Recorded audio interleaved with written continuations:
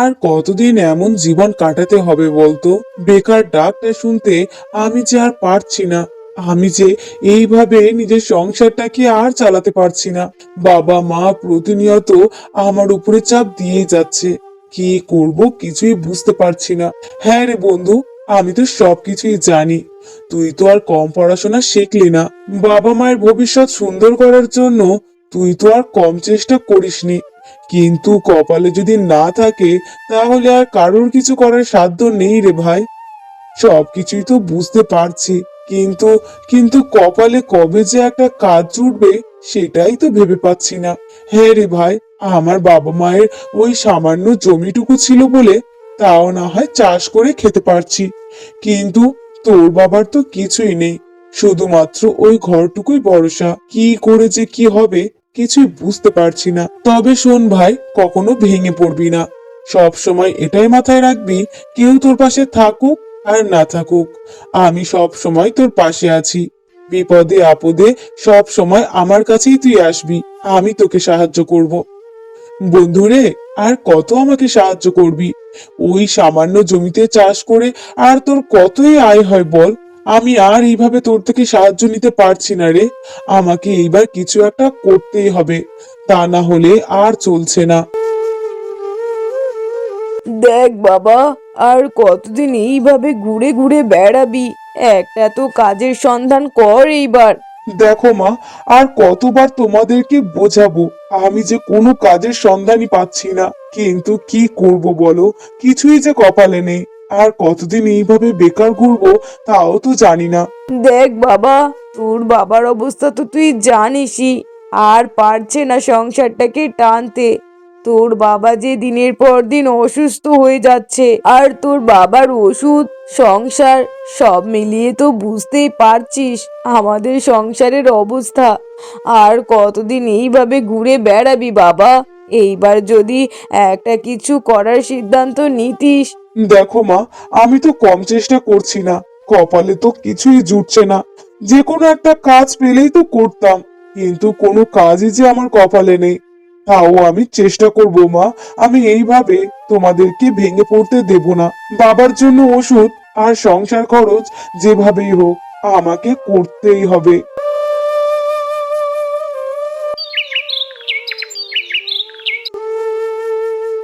কি রে ভাই, কি খবর? আজকের ইন্টারভিউতে কি বললো? তুই কি সিলেক্ট হয়েছিস? না রে ভাই, চাকরি চাকরি আমাদের মতো গরিব মানুষদের জন্য নয় রে।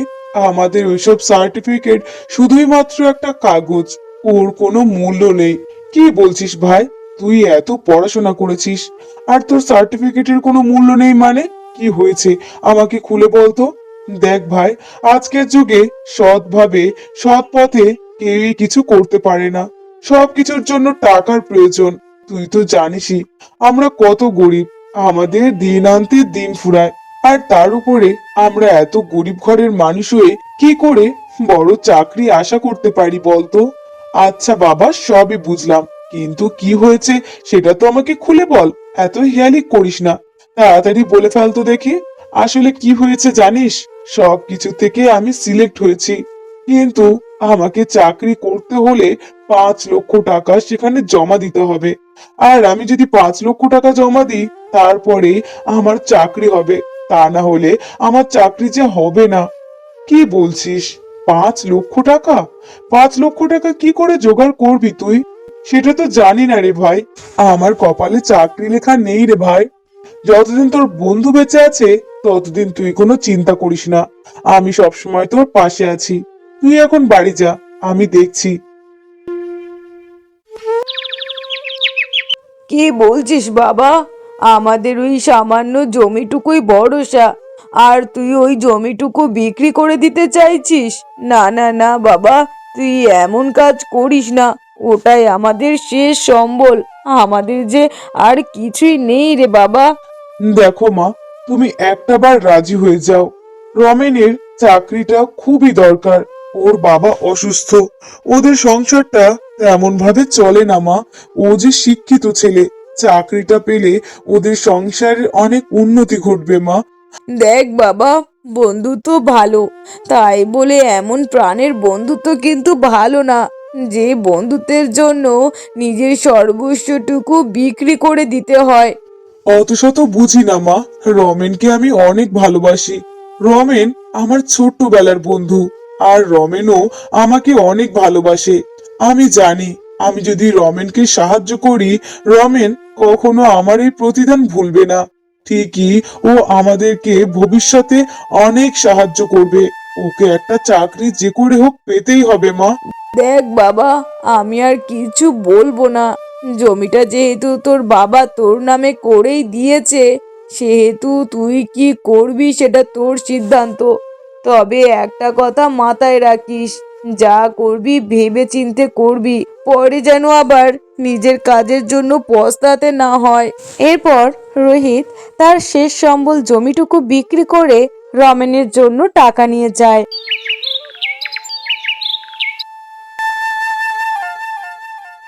ভাই, তুই এত টাকা কোথায় পেলি? তোকে অত শত ভাবতে হবে না। যে টাকাটা দিয়েছি সেই টাকাটা নিয়ে তাড়াতাড়ি তো চাকরির ব্যবস্থাটা করে ফেলতো। কি বলছিস ভাই? তুই আমাকে এতগুলো টাকা কোথা থেকে দিলি? আর কিভাবে তুই এত টাকা দিতে পারলি? তুই তো সামান্য চাষ করে খাস, তাহলে এত টাকা কোথা থেকে পেলি তুই? ওসব নিয়ে তোকে অত ভাবতে হবে না।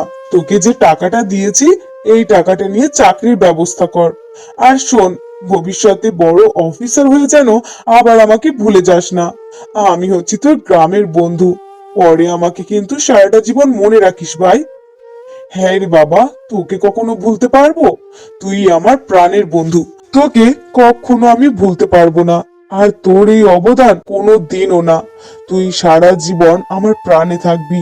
এর বেশ কিছুদিনের মধ্যে রমেনের চাকরিটা হয়ে যায়। এমনই একদিন, বাবারে, এবার আমি অনেক খুশি। সবকিছু তো হলো, এইবার একটা বিয়ে তো করতে হবে রে বাবা। দেখো মা, আমি চাকরিতে ঢুকেছি বেশ কয়েকদিন হলো, আর এর মধ্যে তুমি আমার বিয়ে দিতে চাইছো মা? হ্যাঁ রে বাবা, বিয়ে তো তোকে দিতে হবে। বিয়ের উপযুক্ত বয়স তো হয়ে গেছে। আর কতদিন এমন ব্যাচেলার থাকবি বলতো? এইবার তোকে আমি একটা ভালো ঘর আর মেয়ে দেখে বিয়েটা দিয়েই দেব। আর এইভাবে একা একা থাকতে পারবি না শহরে। এইবার বিয়ে করে বউকে নিয়ে শহরে চলে যাবি, আমাদের কোনো আপত্তি নেই। কেন মা, এক্ষুনি কেন বিয়ে দিতে হবে? আমার চাকরি সূত্রে বাইরে থাকতে হয়। আমি বাইরে থাকি, তোমাদেরকে নিয়ে কত চিন্তা করি। আর তুমি কি না আমাকে বিয়ে দিয়ে বউকে শহরে পাঠিয়ে দেবে? হ্যাঁ রে বাবা, আমি তো আছি তোর বাবাকে দেখাশোনা করার জন্য। আর আমি তো জানি তুই যে কিছুই করতে পারিস না, কিন্তু শহরে থাকতে হলে তোকে সব কিছু করে নিতে হয়। আর এইভাবে কতদিন একা একা করবি? বিয়েটা করে বউকে নিয়ে গেলে তোর আর কোনো অসুবিধা হবে না রে বাবা। তোকে বিয়েটা দিয়ে দিলে আমি বাঁচি। দেখো মা, আমার কিন্তু বিয়ে করার মতো কোনো ইচ্ছা এখন নেই। তাও তুমি এত জোর যখন করছো, তাহলে আমি রাজি। তোমরা মেয়ে দেখো। এরপর জুই নামে একটি মেয়ের সাথে রমেনের বিয়ে হয়ে যায় এবং চাকরি সূত্রে রমেন তার বউকে নিয়ে শহরে চলে যায়। এমনভাবে বেশ কয়েক মাস কেটে যায়। কয়েক মাসের মধ্যেই রোহিতের মা অনেকটা অসুস্থ হয়ে পড়ে।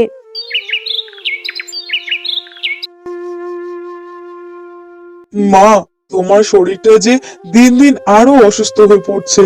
কি করব কিছুই যে বুঝতে পারছি না। কি আর করবি বাবা, যা করার তা তো সর্বনাশ করেই ফেলেছিস। আমাদের সেই সম্বল জমিটুকু পর্যন্ত তুই রাখিসনি। আর আমার আজ এই অবস্থা। আজ আছি তো কাল নেই। তোর ভবিষ্যৎ কি হবে বাবা?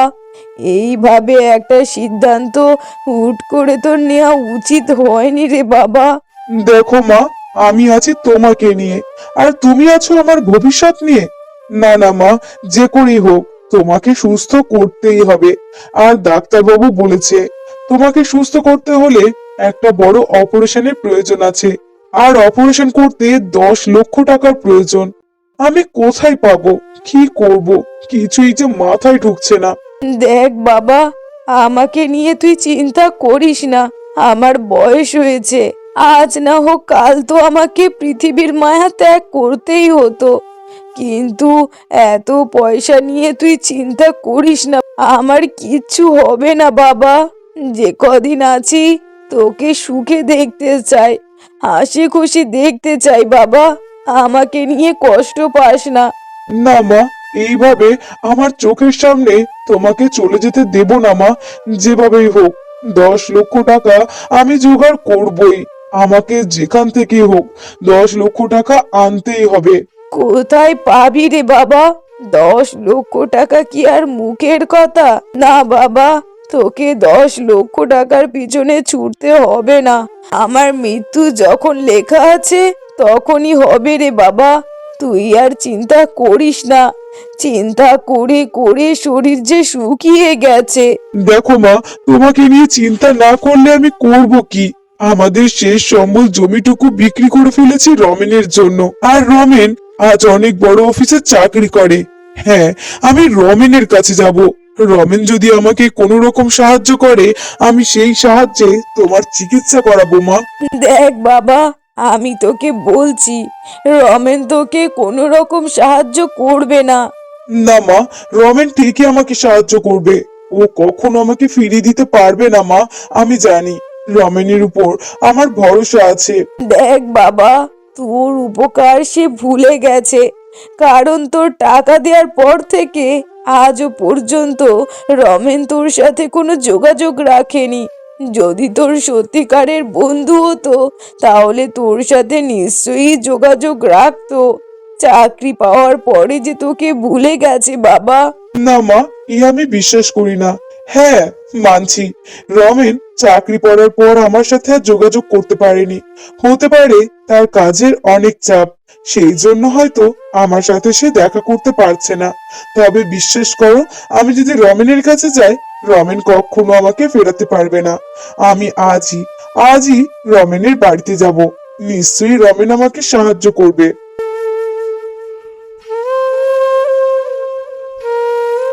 এ কি, তুমি এখানে কি করছো?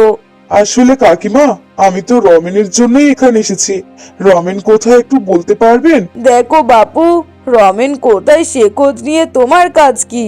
আর তুমি এতদিন পরে এখানে, কি ব্যাপার বলো তো? না না কাকিমা, তেমন কিছু নয়।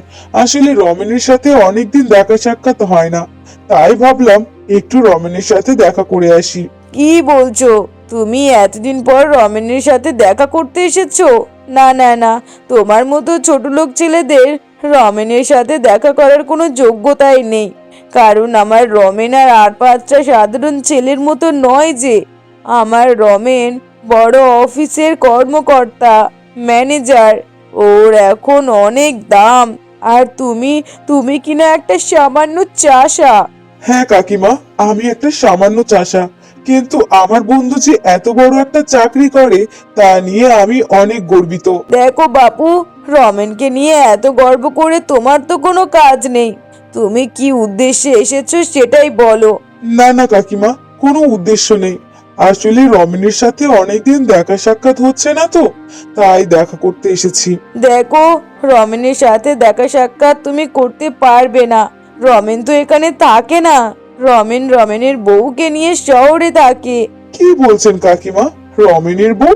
রমেন তাহলে বিয়ে করেছে? হ্যাঁ বাপু, রমেন বিয়ে করে নিয়েছে আর বউকে নিয়ে শহরে থাকে। ও, রমেন বিয়ে করে ফেলেছে? এই কথাটা তো আমি জানতামই না, সবই আপনার মুখ থেকে শুনছি। কেন বাপু, সব কাজ কি তোমাকে শুনিয়ে করতে হবে নাকি? তুমি এখন যাও তো দেখি, যাও। এখানে আর ভিড় জমিয়ে থেকো না, আমার অনেক কাজ আছে।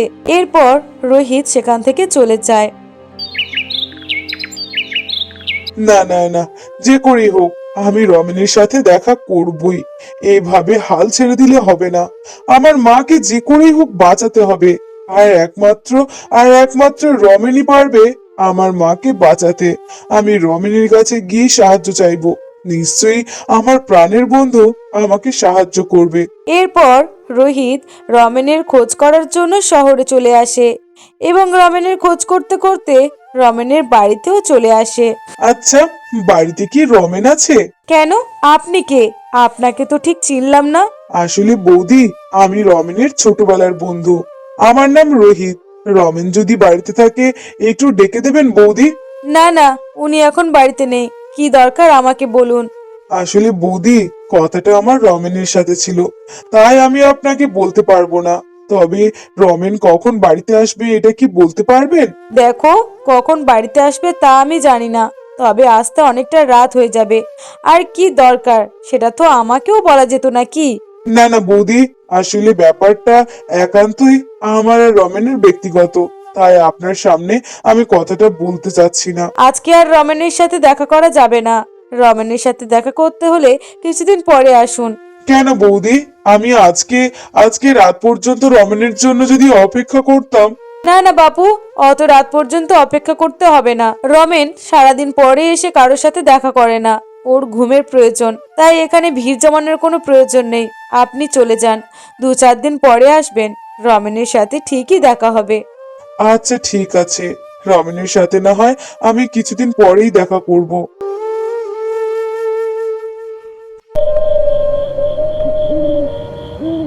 আজকে আজকে গ্রাম থেকে একজন এসেছিল। শুনছিলাম সে নাকি তোমার বন্ধু হয়, তোমার সাথে দেখা করতে চাচ্ছিল। কি বলছো? গ্রাম থেকে আবার কে এলো? কি নাম বললো শুনি? আসলে সে নাম তো বললো রোহিত। আমি তো ঠিক চিনি না। ও, রোহিত। আচ্ছা, ও যে আমার ছোটবেলার বন্ধু। ও, ছোটবেলার বন্ধু। ঠিক আছে, আমি তো তাকে বলে দিয়েছি 2-4 দিন পরে আসার কথা। আচ্ছা আচ্ছা, বেশ ঠিক আছে, 2-4 দিন পরেই আসুক। অনেকদিন পরে বন্ধুর সাথে দেখাটাও হয়ে যাবে। এমন ভাবেই 4 দিন কেটে যায়। 4 দিন পরে রোহিত আবারও শহরে আসে রমেনের খোঁজ করতে। বন্ধু, কেমন আছিস? হ্যাঁ ভাই, ভালো আছি। আমি আমি একটা সাহায্যের জন্য তোর কাছে এসেছি, আর আমার বিশ্বাস তুই নিশ্চয়ই আমাকে সাহায্যটা করতে পারবি। হ্যাঁ ভাই, বল কি সাহায্য করতে পারি তোর জন্য। আসলে আমার মা বিগত কয়েকদিন ধরে ভীষণ অসুস্থ। মাকে যে করে হোক বাঁচাতে হবে, কিন্তু কিভাবে কি করব বুঝতে পারছি না।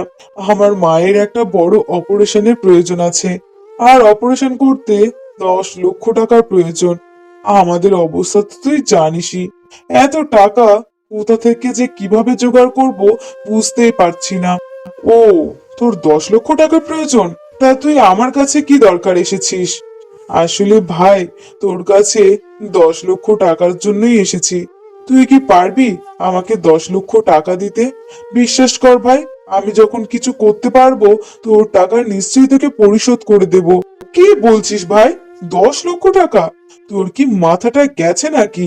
তুই কি 10 লক্ষ টাকা কখনো চোখের সামনে দেখেছিস? তুই 10 লক্ষ টাকা চাইতে এসেছিস আমার কাছে? দেখ ভাই, খারাপ ভাবিস না। আমার যে আর কোনো উপায় নেই। তোকে না জানালে আমি যে সর্বশেষ হয়ে যাব। আমি যে কোথাও থেকে আমার মায়ের চিকিৎসার টাকা দিতে পারবো না। দেখ না ভাই, কোনোভাবে আমাকে সাহায্য করতে পারিস কিনা। আমি তোকে এত টাকা দিয়ে সাহায্য করতে পারবো না। কিছু পয়সা হলে নিশ্চয়ই সাহায্য করতে পারতাম, কিন্তু এত টাকা কখনোই সম্ভব নয়। ভাই, এমন করিস না। তুই তো বড় চাকরি করিস, ভালো উপার্জন করিস। তুই চাইলে আমাকে যে করে হোক জোগাড় করে দিতেই পারবি। এমন করিস না ভাই, আমাকে একটু সাহায্য কর। না, আমি তোকে কোনো সাহায্য করতে পারবো না। আচ্ছা, তোর লোভ হচ্ছে তাই না? আমি যে এত পয়সা উপার্জন করছি, তুই নিজের লোভ আর সামলাতে পারছিস না, তাই তো আমার কাছে চলে এসেছিস হাত পাতার জন্য। কিন্তু না, আমি তোকে কোনো কানা করিও দিতে পারবো না। ভেবেছিলাম এতদিন পরে এসে বন্ধুত্বের খোঁজ নিবি, কিন্তু তুই তো স্বার্থপর। স্বার্থের জন্য আমার কাছে টাকা চাইতে এসেছিস। এমন করে ফিরিয়ে দিস না ভাই, আমার মাটা মরে যাবে। আমাকে যে করে হোক সাহায্য কর।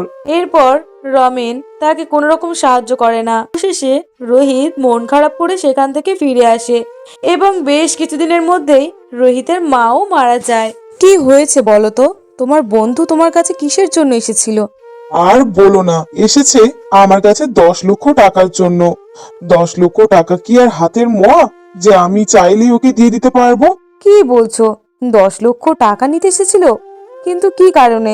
ওই বলছিল ওর মায়ের নাকি শরীর খারাপ। শরীর খারাপ না ছাই, ওকে তো আমার বিশ্বাসই হচ্ছিল না। আর আমি এটা জানি ও আমার কাছে ওর মায়ের নামে মিথ্যে কথা বলে কিছু টাকা নিতে এসেছিল, কারণ ও তো আর লোভ সামলাতেই পারছে না।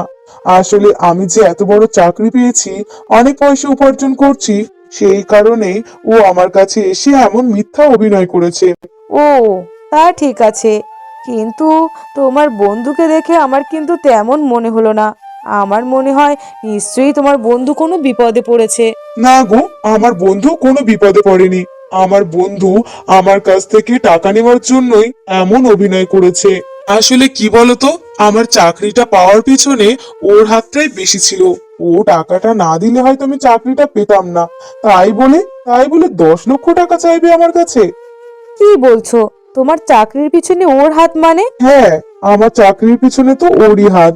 কারণ আমার চাকরির জন্য 5 লক্ষ টাকা প্রয়োজন ছিল। ও আমাকে সেই 5 লক্ষ টাকা জোগাড় করে দিয়েছিল। কি বলছো কি? যেই বন্ধু তোমার জন্য এত কিছু করেছে, সেই বন্ধুকে তুমি এইভাবে ফিরিয়ে দিলে?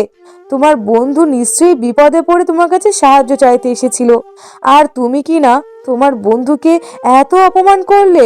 না না না, এটা হতে পারে না। ওর মা তো সুস্থ। ও নিশ্চয়ই আমার থেকে টাকা নেওয়ার জন্যই এমন করেছে। না না, তুমি এটা ভুল করছো।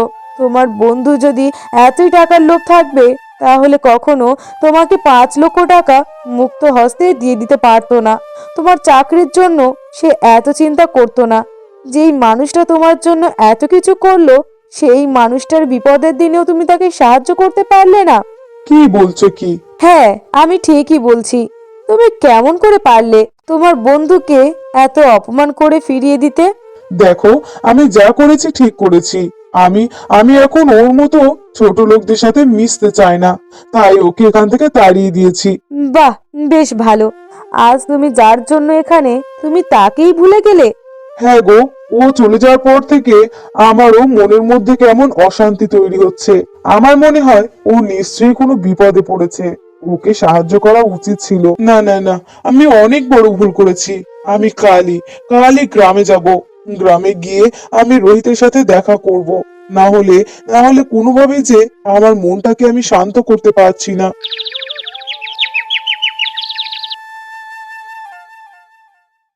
আচ্ছা কাকিমা, রোহিত আর রোহিতের মা কোথায় বলতে পারবেন? ওদের ঘরে কাউকে যে দেখছি না। কি বলছো বাবা? রোহিতকে খুঁজতে এসেছো তুমি? রোহিত তো এখানে নেই। আজই সকালে ও ঘর বাড়ি ছেড়ে চলে গিয়েছে অন্য কোথাও। কি বলছেন কি কাকিমা? রোহিত রোহিত কোথায় গিয়েছে? আর বলো না বাবা, রোহিতের মা গতকালই মারা গিয়েছে। তার শেষ কাজ সম্পন্ন করে রোহিত বাড়ি ঘর রেখে কোথায় চলে গিয়েছে তা আমরা কেউ জানি না।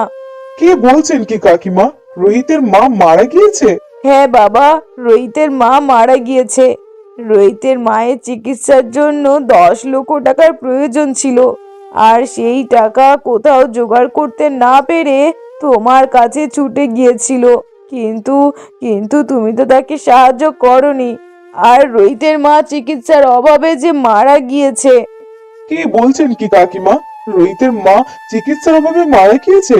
সত্যি রোহিতের মায়ের 10 লক্ষ টাকার প্রয়োজন ছিল? হ্যাঁ বাবা, রোহিতের মায়ের চিকিৎসার জন্য 10 লক্ষ টাকা প্রয়োজন ছিল। আসলে বন্ধুত্ব ভালো, তবে এমন বন্ধুত্ব ভালো নয় যে বন্ধুত্বের জন্য নিজের জমি বিক্রি করে বন্ধুকে চাকরিতে সাহায্য করা। কি বলছো কি কাকিমা? জমি বিক্রি? কে কার জন্য জমি বিক্রি করেছে? কেন বাবা, তুমি কি কিছুই জানো না? রোহিত যে তাদের শেষ সম্বল জমিটুকু বিক্রি করে তোমার হাতে টাকা তুলে দিয়েছিল চাকরির জন্য, আর তুমি সেই কিনা চাকরি পেয়ে বন্ধুর বিপদে বন্ধুর পাশে থাকতে পারোনি, বন্ধুকে ফিরিয়ে দিয়েছো। তাহলে তুমি কেমন বন্ধু বলো তো? রোহিত রোহিত তার জমি বিক্রি করে আমাকে টাকা দিয়েছিল? হ্যাঁ বাবা, রোহিত জমি বিক্রি করে তোমাকে টাকা দিয়েছিল। কিন্তু এখন তুমি কার সাথে দেখা করবে? এখানে তো কেউ নেই। আজ সকালে রোহিত চলে গিয়েছে বাড়িঘর ছেড়ে। ও বলছে এই বাড়িতে ও আর থাকতে পারছে না। মায়ের স্মৃতি ওকে কুড়ে কুড়ে খাচ্ছে। তাই আর এখানে থাকলো না ছেলেটা। মনে কষ্ট নিয়ে এই বাড়ি ছেড়ে চলে গেল। এমন ভাবে বেশ কিছুদিন কেটে যায়। হঠাৎই একদিন রমেনের সাথে রোহিতের দেখা হয়ে যায়। এ কি রোহিত, তুই এখানে? কেমন আছিস ভাই? কেমন আছি সেটা কি জানার খুব দরকার? ভাই, আমাকে তুই ক্ষমা করে দে। আমি সব কিছু শুনেছি, আমি সবটা জানি। আমি তোর সাথে অনেক অন্যায় করেছি। আমাকে তুই ক্ষমা করে দে ভাই। আমার কাছে ক্ষমা কেন চাইছিস? তোরা বড়লোক মানুষ, আমরা ছোট লোক।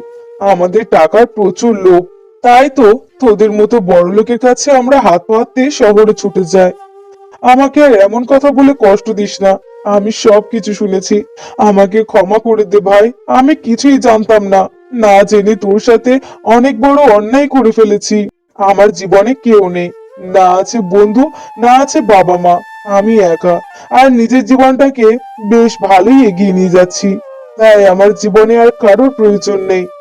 এমন করে বলিস না ভাই, আমাকে ক্ষমা করে দে। তোর কি আর কিছু বলার আছে? যদি বলার থাকে বল, আর না হলে আমি আসলাম। এরপর রোহিত রমেনকে রেখে সেখান থেকে চলে যায় এবং রমেন নিজের ভুল বুঝতে পেরে মনে অনেকটা কষ্ট পেতে থাকে।